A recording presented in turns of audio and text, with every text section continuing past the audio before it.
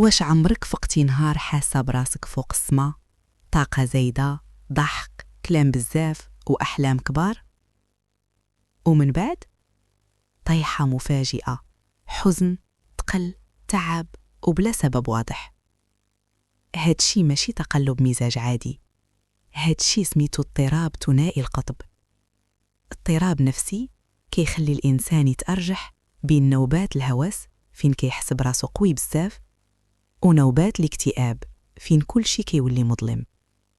في الهوس الشخص يقدر يغامر، يصرف فلوس بلا حساب، يهدر بزاف، ما ينعسش ويحس براسو ما كيوقفو حد.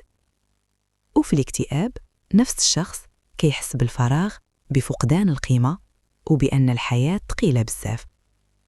المشكل ماشي في الشخص، المشكل في اللي ما كيفهموش اللي داير ليه.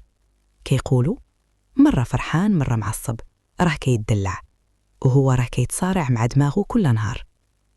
اضطراب ثنائي القطب قابل للعلاج، بالعلاج المتابعة والدعم.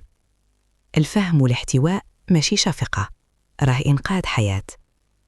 إلا شفت شي واحد متقلب سولو واش محتاج شي واحد يسمع ليك.